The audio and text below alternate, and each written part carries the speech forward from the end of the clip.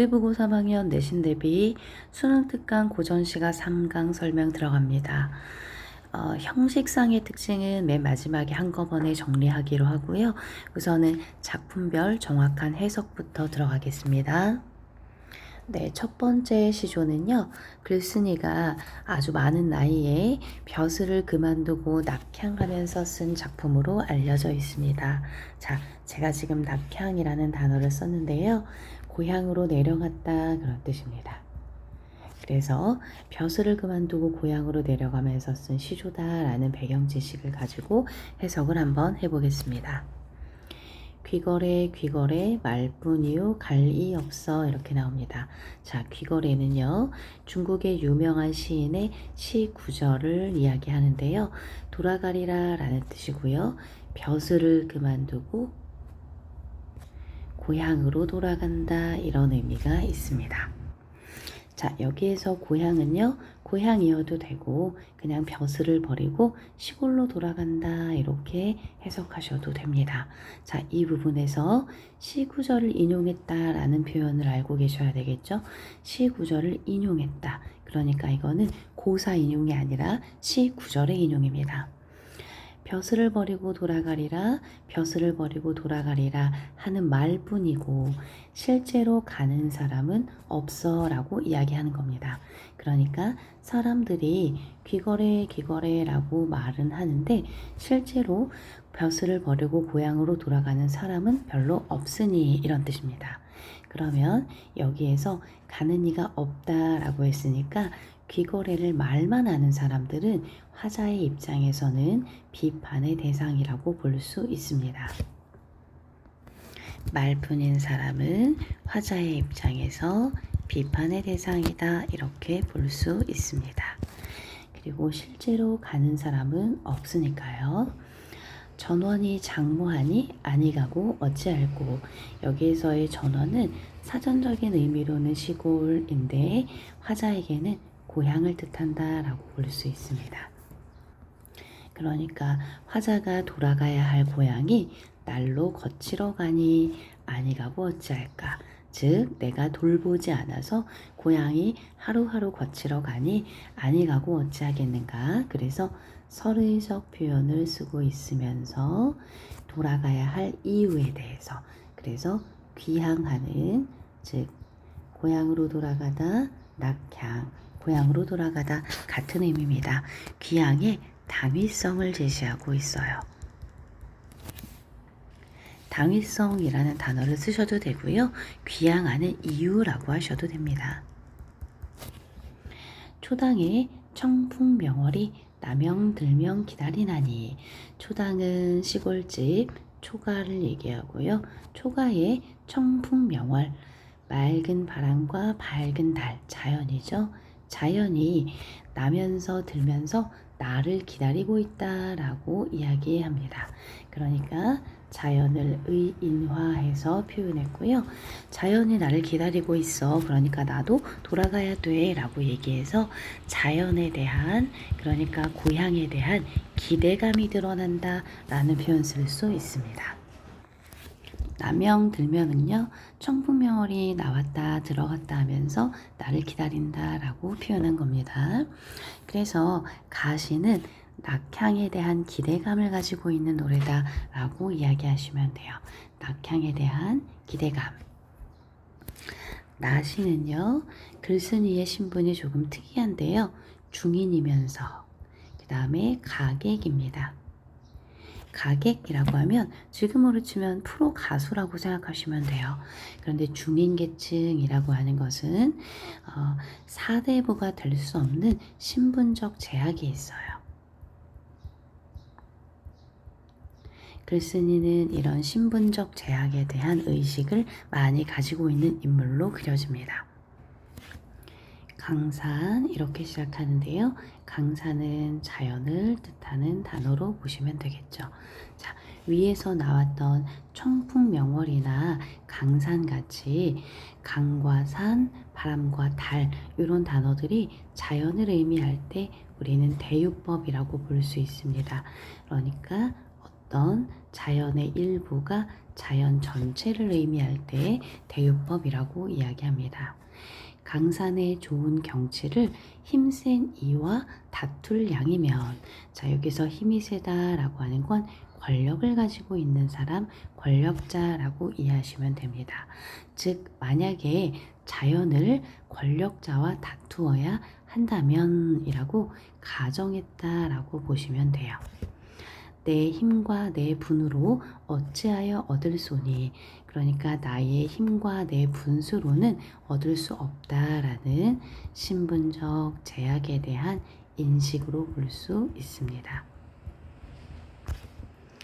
진실로 금할 리가 없으니 나도 두고 논이노라. 진실로 자연을 금할 사람이 없으니, 여기서 금하다라고 하는 건 니은의 권력자와 유사한 의미로 보시면 되겠죠.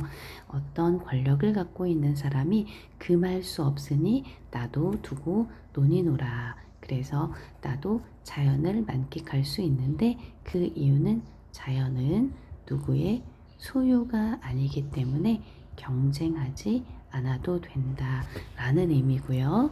이것의 숨은 의미를 보면 중인 가객으로서의 신분적 제약, 즉 입신양명이라는 것은 경쟁을 해야 하고, 화자는 신분적인 제약 때문에 신분적 한계로 인해서 이룰 수 없습니다. 그런데 그것과 비교해서 자연은 경쟁하지 않아도 되니 나도 즐길 수 있구나 라는 의미로 보시면 됩니다. 자, 세 번째 사설시조로 가보겠습니다. 자, 공명을 헤아리니 영욕이 반이로다. 공명이라는 것은 벼슬을 통해서 얻게 되는 명예입니다. 그런데 이런 벼슬을 생각해 보니 영욕이라는 것은 영예와 치욕을 뜻하는 단어예요. 그러니까 좋은 것과 나쁜 것이 반이다라는 얘기입니다. 그래서 공명이라는 것이 꼭 좋은 것은 아니다, 이런 의미로 썼다라고 생각하시면 됩니다. 우리는 내신 대비를 하고 있기 때문에 이렇게 각주가 달려있는 단어의 뜻을 각주를 보지 않고 해석할 수 있을 정도로 암기하고 가셔야 됩니다. 동문에 괴간하고, 그러니까 관을 벗어서, 즉 벼슬을 그만두고 라는 의미입니다. 벼슬을 그만두고 전려에 돌아와서, 자, 농사를 짓기 위해 임시로 들에 지은 집 이렇게 나와 있죠. 그러니까 시골집이라고 생각하시면 됩니다. 그래서 벼슬을 그만두고 시골집에 돌아와서 성경현전을 헤쳐놓고, 훌륭한 책들을 헤쳐놓다라는 건 펼쳐놓았다라는 의미로 생각하시면 돼요. 펼쳐놓고 읽기를 다한 후에 암내에 살찐 고기도 났고, 자, 여유가 느껴집니다. 자, 여기 앞부분에서 성현들의 책을 읽는다라는 행위는 벼슬과 무관한 독서를 뜻하는 거예요. 벼슬과 무관한 독서. 그러니까 여기서 독서를 하는 행위조차도 화자에게는 여유가 느껴지는 행위입니다. 뒷산에, 뒷매, 산을 뜻합니다. 산에 싹이 길게 자란 약초도 캐다가 임고원망하여 높은 곳에 올라 먼 곳을 바라보며 임의 소요하니 마음대로 거닐어 다니니, 청풍이 시지하고, 즉 맑은 바람이 때마침 불고 밝은 달이 스스로 오니, 자, 이렇게 됩니다. 그래서 여기까지는 자연에서 만끽하는, 전원에서 시골에서 만끽하는 여유와 풍류라고 볼 수 있습니다. 알지 못하겠구나. 천양지간에, 자, 천양지간이라는 건 천지간에, 즉 이 세상에, 이런 뜻입니다. 세상에 이 같은 즐거움을 무엇으로 대할 소니, 설의적 표현이고요. 자, 이것이 가장 즐겁다라는 만족감에서 나오는 표현입니다. 평생에 이리저리 즐기다가 노사태평하여, 그러니까 늙음하게 편안하게 승화귀진하면, 즉 생명을 다해 자연에 귀결한다 이렇게 나와 있어요. 섭리에 순응하여 죽음을 맞이한다 이렇게 보시면 돼요. 섭리에 순응하며 늙고 죽으면 그 안이 좋은가 하노라. 그래서 섭리에 순응하는 삶에 대한 기대와 만족감이라고 보시면 됩니다. 자, 우리 수능 특강 문제들은 형식상의 특징과 크게 관련 없으니까 문제를 풀고 그 다음에 따로 형식상의 특징 정리해 볼게요. 자, 일단 1번 문항 한번 보겠습니다. 기역은 귀걸이 할 때 갈이가 기역이었고요. 즉 실제로 고향으로 돌아가는 사람. 니은은 힘센 이였습니다. 그 다음에 디귿은 금할 이였어요. 금지하는 사람 이런 뜻이죠. 적절하지 않은 것은 이라 했으니까 정답 이외에 나머지 선지까지 다 기억하셔야 되겠죠. 자, 일단 답은 딱 봐도 4번인데요. 힘센 이는 화자가 만남을 기대하는 대상이 아니라 오히려 니은 같은 경우는 만나면 안 되는 사람이죠. 기역은 말로만 의지를 드러내는 사람과 대비된다. 실제로 가는 사람이니까 말뿐인 사람과 대비되겠죠. 니은은요, 힘세니라고 했으니까 자신과 다투는 상황을 가정한다. 다툴 양이면 이라고 얘기했으니까 가정이죠.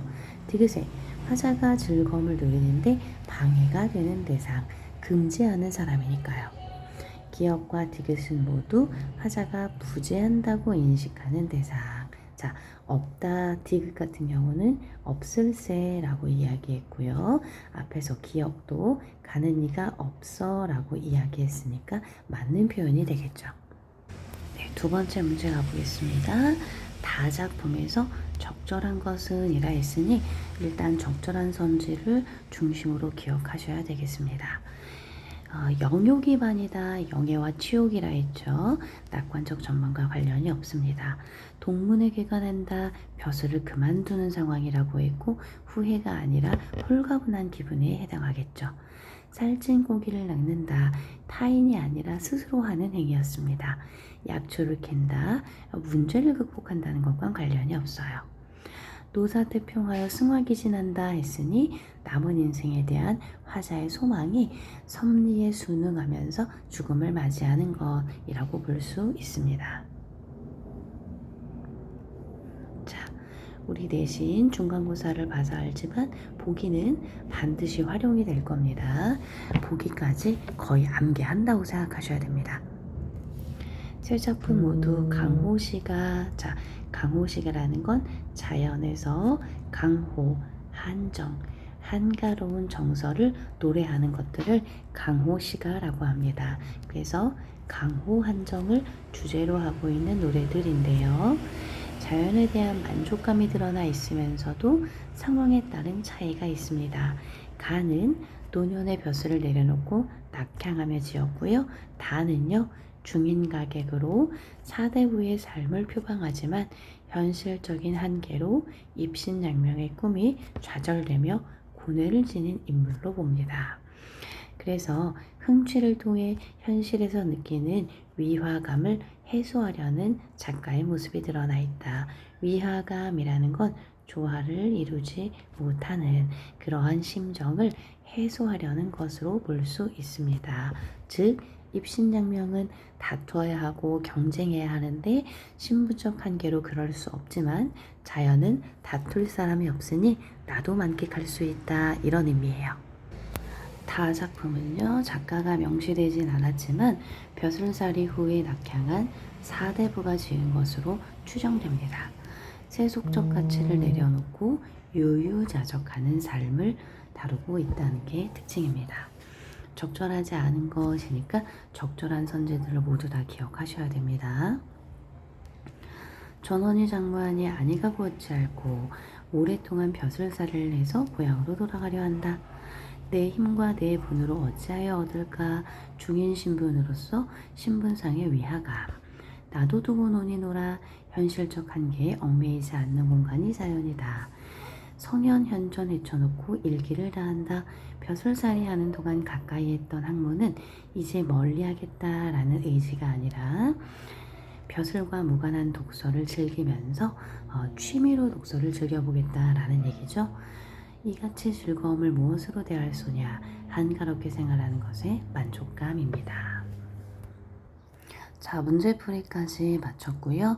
그 다음에 형식상의 특징을 따로 정리해서 올리겠습니다.